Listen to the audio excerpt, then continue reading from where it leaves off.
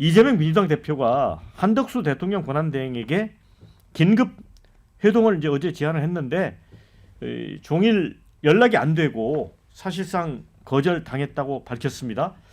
이제 한민수 대변인이 브리핑을 통해서 이게 세세하게 설명한 걸 보면 이재명 대표가 화가 많이 난 것 같아요. 그러니까 이 대표가 오전부터 전화를 2번 걸었다고 합니다. 또 문자를 또 1번 보냈는데 답이 없었다. 자, 긴급하게 뵙고 싶단 말까지 전했는데 한나라 대통령 권한대행이 이런 국가적 위기 상황에서 원내 제1당 대표의 간곡한 전화 문자 메시지에 아무런 답이 없다는 게 상식인가? 이렇게 비판했습니다. 제 생각에는 마은영 후보자 임명 등과 관련해 좀 논의를 해보자는 취지로 회담을 제안한 것 같기도 한데 글쎄요, 이거는 왜 이렇게 전화하고 그렇게 매달리는 듯한 느낌이거든요. 왜 그랬을까요? 일단 두 가지가 있는데요. 하나는 한덕수 국무총리에 대한 탄핵을 다시 한번 시도하려면 명분이 필요하지 않습니까? 예. 이제 그런 측면에서 한덕수 국무총리가 이런 정도의 최소한의 그 야당의 요구에 응하지도 않는다. 이제 이런 측면이 하나 있고요. 또 하나는 이제 실제로 상황을 봐서 어떤 이 시나리오 A, B, C가 있다면 예를 들어 마은혁 임명이라고 하는 걸 일단 한다면 그 다음에 약간 한숨을 돌릴 수 있는데 이런 측면에 좀 절박함도 있어 보이고 그렇게 한데 문제는 지금 한덕수 국무총리는 대통령 권한대행으로서 제약입니다. 그러니까 헌법재판소 구성을 안 하고 그리고 그 구성을 안 하는 것을 통해서 얼마나 이 혼란스럽게 왔습니까? 그리고 지금도 마찬가지로 상법 개정안이 대주주 일부를 보호하기 위해서 우리 국민들 대부분의 주주에 대해서 이걸 방기하게 되면서 거부권을 행사해가지고 지금 주가가 폭락하고 있습니다. 그러니까 이분들이 정말 나라를 생각하는지 다시 한번 생각해봐야 되고요.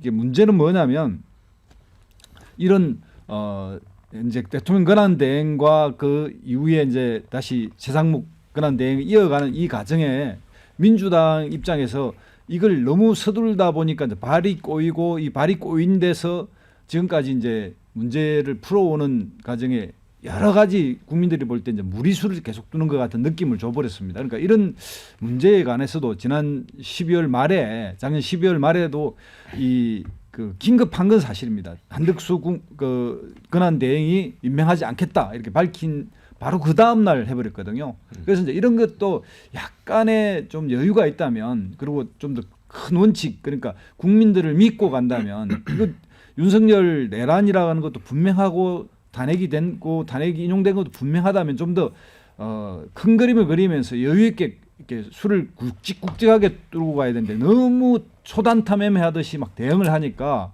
이게 이제 무리수로 보이고 발이 꼬이고 이런 일이 벌어졌고요. 지금도 한덕수 권한대행에 대해서 이렇게 일종의 뭐 축구 용어라고 했던 빌드업 형식 또 탄핵을 하기 위한 빌드업으로 보이기 때문에 이걸 그 국가적 어떤 이런 언론을 하는 대상으로 보는 게 아니라 이렇게 너무 전술적으로 대항하는 거 아니냐 이런 생각이 들고 그러니까 미국 같은 경우에 바로 이런 겁니다. 대통령은 의회와 상대하지 야당 대표하고 토론하지 않습니다. 예. 그러니까 한국처럼 이렇게 거대한 야당 대표의 권력을 가지고 있는 제왕적 당 대표와 또 제왕적 대통령이 이렇게 충돌하는 제도가 이 한국 정치에 이렇게 꼬이게 된 근본적 원인이다 이렇게 생각이 듭니다. 그래서 이제 국민의힘은 그런 얘기를 했어요. 이 지금 재난 극복에 여념이 없는 국가 원수에게 무슨 전화 투정을 하고 있냐. 이거 발목 잡기다 이런 얘기도 했고 지금 이제 미국발 관세부가 이런 충격파도 굉장히 심각하고 이런 상황에서 이거저거 지금 수습하는데 전화 안 받을 수도 있지. 이걸 가지고 대변인에게 시켜서 브리핑까지 하냐. 저는 그 예. 민주당이 충분히 그 억울한 그런 그 발표가 아닌가 생각이 됩니다. 아니 한덕수 권한대행이 뭔데 그 이재명 그 대표의 전화를 개무시하는 속된 말로 개무시죠. 지금 우리나라가 말이죠 법과 시스템에 돌아가야 되는데 하도 상황이 이상하다 보니까 이런 일까지 생기는 겁니다.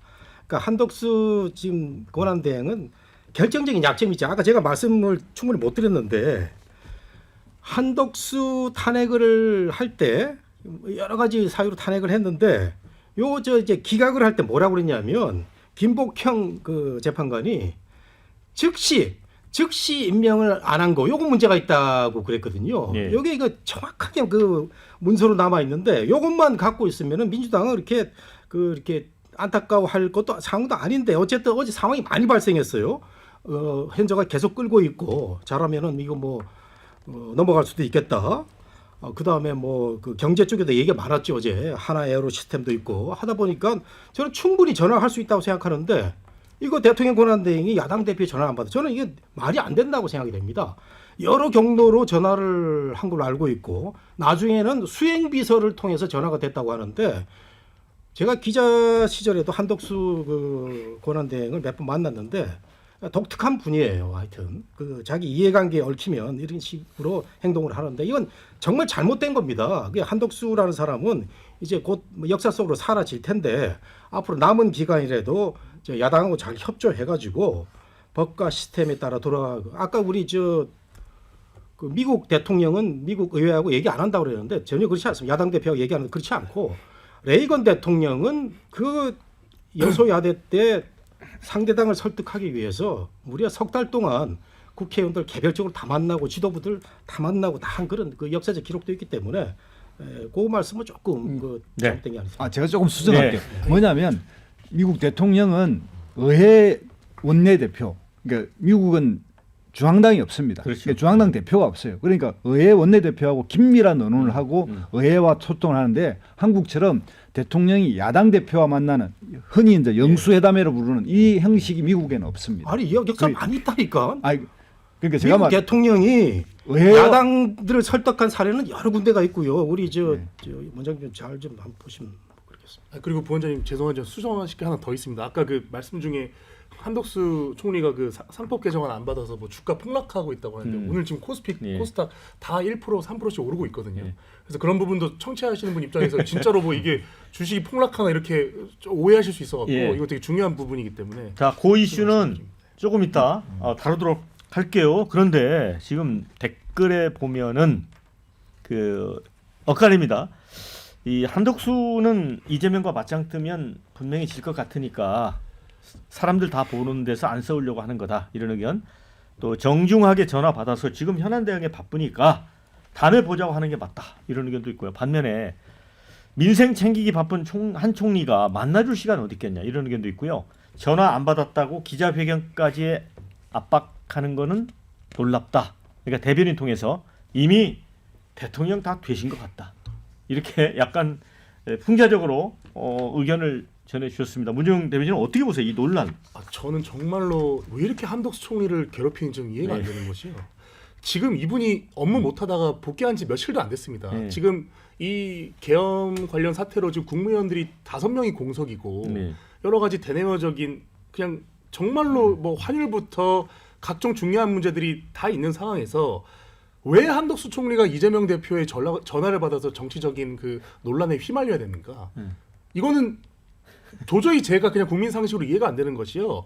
이 한민수 대변인이라는 분이 오늘자로 나와서 이 다른 프로에서 얘기한 것이 마은혁 임명 재판관 얘기를 꼭 한덕수 총리한테 하려고 했었다라고 말씀을 했어요.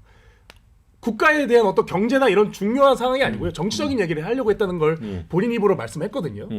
한덕수 총리가 오히려 현명하게 판단한 것이죠. 이재명 대표 또는 이재명 대표 측에 전화를 받았으면 분명히 마은혁 재판관 임명하라고 했겠구나. 오랜 공직생활의 경험을 바탕으로 그 정도 판단을 하시는 겁니다. 그 시간을 빼고 나는 차라리 국정에 전념하겠다라는 그런 판단을 내리신 거고 어떻게 이재명 대표가 지금 한덕수 총리, 지금 대통령 권한대행에 전화해서 마은혁 재판관 임명하라 이런 얘기를 이 시국에서도 하는 거는 오늘 헌재 그 선고 예정이 나와서 망정이지 만약 그게 안 나왔더라면 저는 정말로 참 이렇게 욕을 해도 아깝지 않은 그런 행위라고 저는 생각을 하고요. 아니, 근데 문 대변인한테 제가 한 말씀을 드릴게요. 그거 너무 표피적으로 보는 거고요. 지금 국회에서 법을 만드는데 법을 만들 수 있는 세력이 누굽니까? 이재명 세력이에요. 그 법을 만들 수 있는 사람하고 지금 권한대행하고 국사를 논의하지 않는다? 이건 말이 안 되는 얘기죠. 아니요, 시기를 보셔야죠, 교수님. 지금 상법 개정안 거부권을 오늘 행사했지 않습니까? 아니, 총리가. 상법 개정안이 그걸 어제 어저께 그러면 그러나, 전화를 얘기 받으면 들어봐요. 완전히 싸우자는 얘기 얘기입니다. 말씀 많이 하셨으니까 어제 얘기가 많았다니까. 마은혁 건도 있었고 하나 에어로스페이스가 저 유상증자 해가지고 편법 그 승계한 거 아닙니까?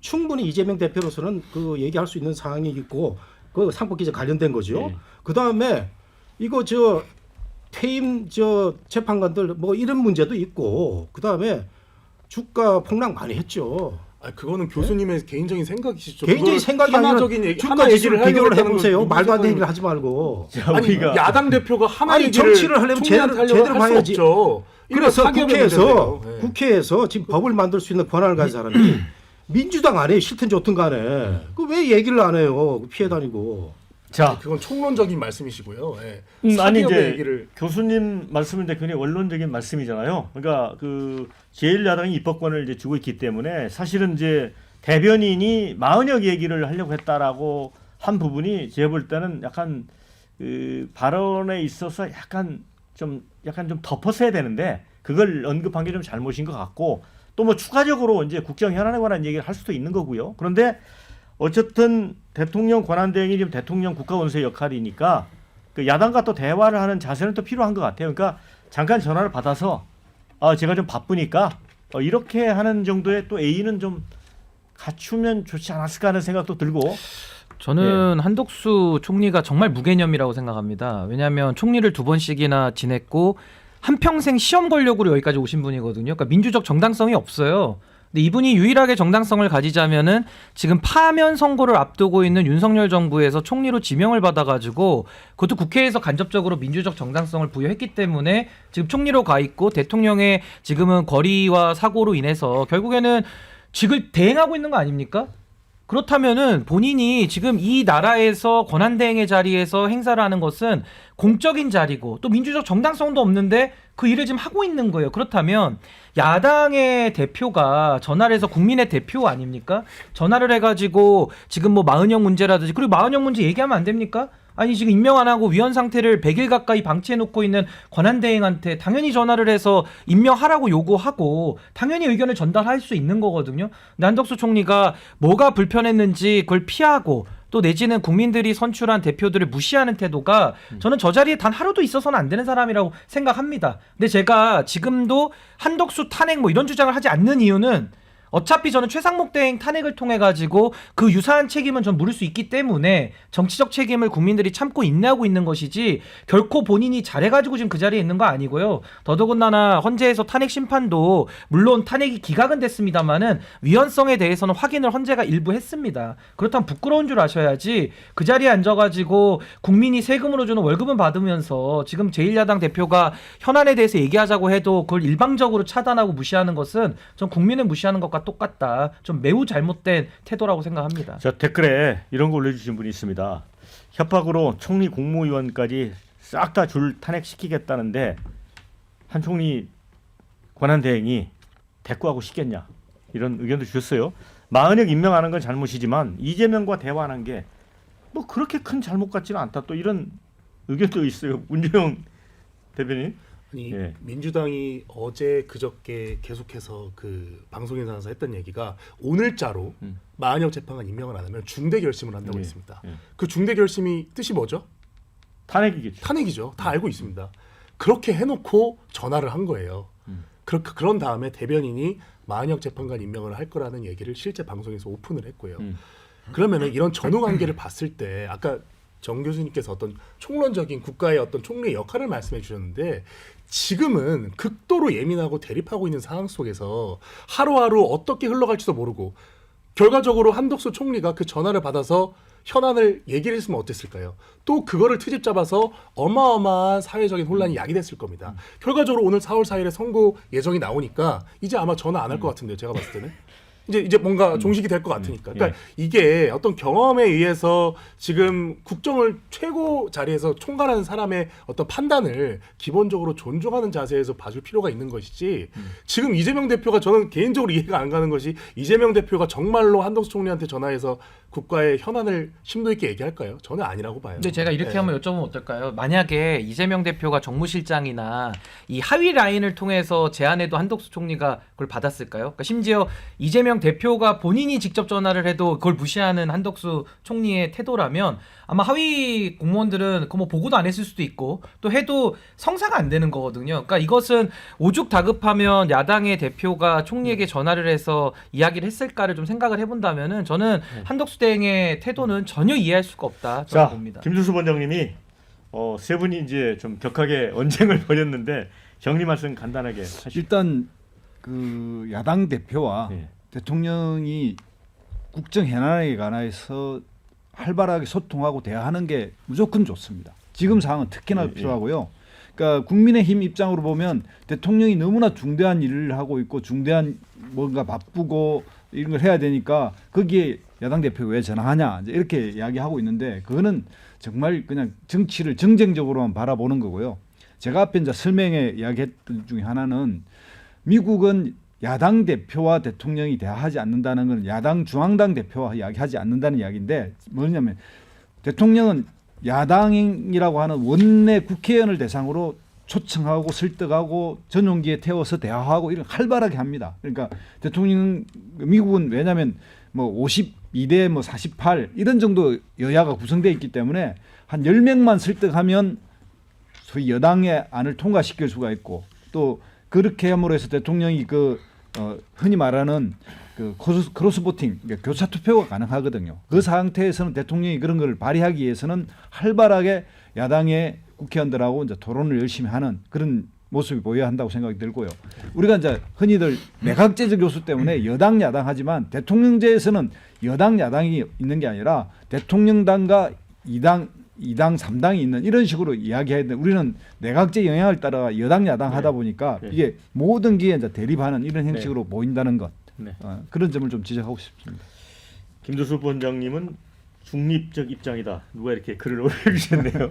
자, 그런데 앞서 저희가 조금 이제 문정영 부대변인하고 교수님이 이제 거론을 해주셨는데 지금 상법 개정안 결국 오늘 한덕수 대행이 거부권 행사를 했습니다. 근데 사실은 이제 이사의 충실 의무 대상을 기존 회사에서 이제 주주까지 이제 늘리고 전자주주총회 의무화하는 내용이 골자인데 한대행은 이게 대다수 기업의 경영 환경과 경쟁력을 악화시킬 거다.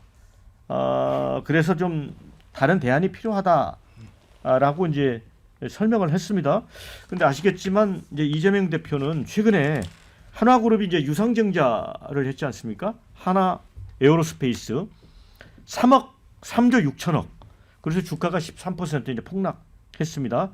개미 투자자들이 엄청 좀 손실을 입었죠. 왜냐하면 방산주가 엄청 그 상승세였었거든요. 그런데 근데 오늘 여기저기 이제 기사가 났는데 그 모회사 이제 주가가 떨어진 모회사 지분을 그 세 아들에게 쫙 나눠줬어요. 큰 아들에게 좀 많이 주고 둘째, 셋째는 똑같은 이제 비중으로 좀 적게 줬더라고요. 그래서 이재명 대표가 이게 주가가 이제 증여세를 이제 그 매기는 이제 기준이 되는 거잖아요. 그러니까 결국은 이런 식으로 해서 이제 주가를 떨어뜨려 놓은 상태로 증여세를 절감하게 하면서 이게 증여를 했다는 거죠. 시점을. 그래서 이 부분과 관련해서 주주를 현금 인출비로 여긴다는 비판에 할 말이 없다. 이재명 대표가 엄청 화가 났어요. 예, 그래서 네. 어제 그 전화를 받았어야 된다는 거죠. 자꾸 우리가 마은영만 네. 집중하는데 네. 저도 이 하나 에어로스페이스 건을 굉장히 유심히 봤어요. 그리고 이것과 관련해서 움직임이 있으니까 민주당에서 그 며칠 전부터 상법에 대해서 개정안에 대해서 아주 강하게 푸시를 했는데 근데 민주당도 그렇습니다. 지금 이렇게 과도기에 국민의힘하고 조정 협의 없이 상법 개정안을 밀어붙이니까 당연히 국민의힘이나 한덕수 권한대행 입장에서는 결국 거부권 행사를 당할 수밖에 없는 이런 상황인데 지금 이제 헌재의 결과를 기다리는 동안은 조금 더 여야가 저는 좀 자중을 했으면 좋겠다 이런 생각이 들고요. 이 상법 개정안과 관련된 그 문제에 대해서는 사실은 이 새 정권이 들어선다면 그 이후를 논의해야 될 문제인데 이 기업이라는 게 요 틈을 노려가지고 어쨌든 요걸 한 거 아닙니까? 한화가 그 뭐의 약자인지는 아시죠? 한국 화약의 약자입니다. 선대로부터 국가의 어떤 혜택 속에서 방위산업 정말 그 땅 짓고 헤엄치는 이런 산업을 해가지고 오늘날 하나가 있었고요. 지난번 그 하나가 그 경제 위기로 거의 없어질 뻔했어요. 국제 뭐처럼. 그때 국민들이 봐준 겁니다. 그 하나 그래도 방산도 잘하고 하니까 살려주자 해가지고 오늘날 하나가 이렇게 큰 그 재벌로 번성을 했는데 요거 정말 우리 주식 투자하는 사람들로서는 납득할 수 없는 방법에 잔머 유상증자를 이렇게 대규모로 한 경우도 제가 주식 시장에 한 30년에서 참여를 하고 있는데 이렇게 거대 규모로 그 벌인 적은 없고요. 결국 꼼수로 드러났죠. 뭐 물려주기 위해서. 이런 상황에서 어제 이재명 대표는 할 말이 많았던 걸로 보이는데 한독수 권한대행 왜 전화를 안 받느냐. 근데 제가 한독수 그 권한대행의 연달래를 말씀드리면은 이분이 자기 이익하고 결부가 되면은 전화 부탁하는 데나 또 끝판왕인 분이에요. 제가 경제부처 출입을 하고 있을 때 한덕수 권한대행이 경제부처 간부였는데 우리 보도국장 한번 만나게 해달라고 제가 보도국장 바쁜 사람이다. 시간 없다 그랬더니 몇 번이나 전화를 해서 한번 만나게 해달라고. 결국 만나게 해서 아주 좋은 레스토랑에서 본인이 돈을 제공해서 이렇게 소통을 한 적도 있는 사람이거든요. 네. 그렇다면은 이재명이 아무리 비워도 요즘 강남에서는요 이재명 얘기를 하는 사람은 나가라고 그런답니다. 그 정도로 우리나라에서 이재명에 대한 반감이 큰데 그렇다고 하더라도 권한을 지고 입법부의 권한을 지고는 이재명을 만나야 되고 국사를 노려야 되고 이게 그 권한대행의 자세 아닙니까? 자 문재용 부대변인 예. 이거는 어떻게 봐요? 근데 국힘도 보면 그 이제 이게 여권 내부를 보면 이제 금융감독 원장은 또 이제 이 거부권 행사하면 안 된다는 입장이었잖아요. 금융위원장은 또 한덕수 총리가 입장이 같고 어떻게 보세요? 우선 이 하나 관련 말씀해 주셨으니까 제가 짧게만 말씀드리면 대기업의 유상증자 그리고 유상증자 전후에 있어서 이 경영권을 승계하기 위한 어떤 지분 증여 이런 건 사실 그렇게 특이한 일은 아닙니다. 하나 같은 경우는 아니 내가 30년 이상 저도 있으니까. 뭐 30년은 아니지만 전 자산운용사에서 근무를 했고 IPO 업무를 해봤던 사람으로서 이런 일이 말씀드리는 자주 거예요. 있어요? 말이 안 되는 지금 소리 하고 있어. 교수님 말씀 너무 안 맞는 게 많아서 제가 다 반박은 아니 이런 일이 못하지만 자주 있는지 얘기해봐요 그러면. 지분 증여가 이런 식으로 하는 게 아니 이런 주주 재벌 이익가치에 그룹에서 반하지 않는다는 걸 이런 일이 말씀드리는 자주 거예요. 있는지 얘기해보시라고. 아니 이런 예를 하나는요. 들어보세요. 예를 들어보세요. 교수님 하나는요 원래 아니 재벌 승계를 그룹에서 위한 이런 일이 승계를 유사 위한 사례가 기업 있는지 키우기를 얘기를 많이 하는 해봐요. 회사예요. 전 좋아하진 않는데 하나의 아니 히스토리가 지금 그래요. 자기 한 얘기를 지금 증거를 대보라고. 어떤 증거예요? 이런 일이 자주 있다면서요. 주주에게 피해를 안 준다라는 것을 설명을 하라는 아니요 말씀이죠. 이건 전략적인 행위입니다. 재벌 그룹에서 이거랑 똑같은 사례가 아니라 모든 주식은요 상장사는요 전략적으로 주가를 제거하기 위한 아니 이런 유사 사례가 방안을 있는지 해요. 얘기를 해보라고요. 아니 많죠. 어떤 이제 예가 있어요. 아이고 제가 말씀드릴게요. 예. 들어보세요. 그러니까 이런 뭐 딱 정확하게 이런 똑같은 사례가 있는 게 아니라 원래 대기업들은 지분 승계할 때 여러 가지 전략적 방안을 해요. 그 전략 기획팀에서 다 그거는 이런 국민 업무를 해요. 상식이고 유사 아니, 제가 사례를 말씀드릴게요. 얘기를 해보세요. 아니, 예. 제가 유사 말씀을 사례를. 드릴게요. 이게 지금 그렇게 흘러가면 안 되고 지금도 하나가요. 지금 11시 50분 기준으로 주가가 원래 장중에 13%까지 급등했다가 지금 5% 6% 상승하고 있는 건데요. 이게 왜 그러냐면요. 상장사의 이런 주가 변동은 정치, 경제, 문화적인 코멘트로 결정되는 게 아니라 철저하게 시장의 원리로 결정되는 거거든요. 그래서 어느 날 13% 주가가 급락했다가 리스크가 해소가 되면 또 20% 오르고 이런 것들이 현재 주식시장의 어떤 원리입니다. 근데 이런 것들을 하루하루 주가 급등했다 이런 거를 이재명 대표 같은 정치인들이 입을 대기 시작하면은 앞뒤가 안 맞는 불필요한 논의들이 계속 나오거든요. 저는 이거는 시장에 맡겨야죠. 만약에 문제가 있으면요. 금감원, 금융감독위원회에서 나중에 사후 조사를 철저하게 합니다, 요새. 그래서 사실에도 맞지 않는 이런 내용들을 오늘 우리 방송에서 하나에 대해서 얘기하는 건 부적절한 것 사실에서 같고. 맞지 않는다는 얘기는 잘못된 거기 때문에 한 말씀만 드릴게요. 아니 제가 말씀 마칠게요. 벤처 아니, 기업에서는 제가 말씀 아니 마칠게요. 코스닥 상장 기업들은 유상증자, 무상증자 많이 해요. 근데 우리나라에 하나가 5대 재벌 안에 들어가는데 유상증자 이 비슷한 사례 없어요. 아니요 코스닥 코스피를 나누는 것도 교수님의 기준이고 저도 아니, 말을 유상증자 하는 자꾸 딴 업무를 데로 아니요 흘리지 제가 말고. 무중 하나 업무를 해봐서 같은 하는 데서 말씀이에요. 그게 유상증자 한 사례 청취자들 해봐요. 듣기에 안 맞는 말씀을 지적하는 거고 저는 핵심을 말씀드릴게요. 아니, 제가 말씀드릴게요. 증거를 유상증자 사례 어떤 사례가 있어요? 기업에 대한 네? 증거를 대는 건 여기서 하기 LG그룹에서 유상증자 부적절하고요. 사례 있어요? 최근에? 하나에 대해서 얘기하는 것도 제가 부적절하기 때문에 저는 증거를 총론적인 말씀드린 대보시라니까 왜 거고. 자꾸 억지로 자, 예. 아니 제가 한 나머지- 말씀만 드릴게요. 이게 지금 이번에 이 자본시장법 개정안의 핵심이 뭐냐면 한덕수 총리가 오늘 되게 중요한 말씀하셨어요.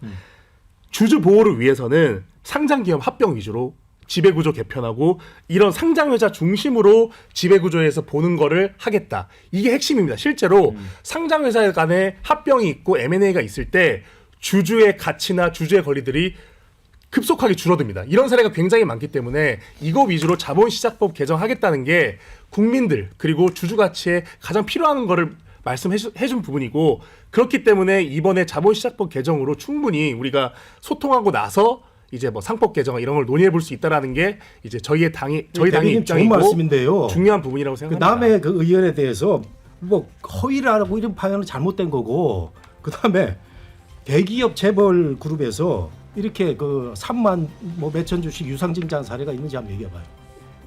없잖아요.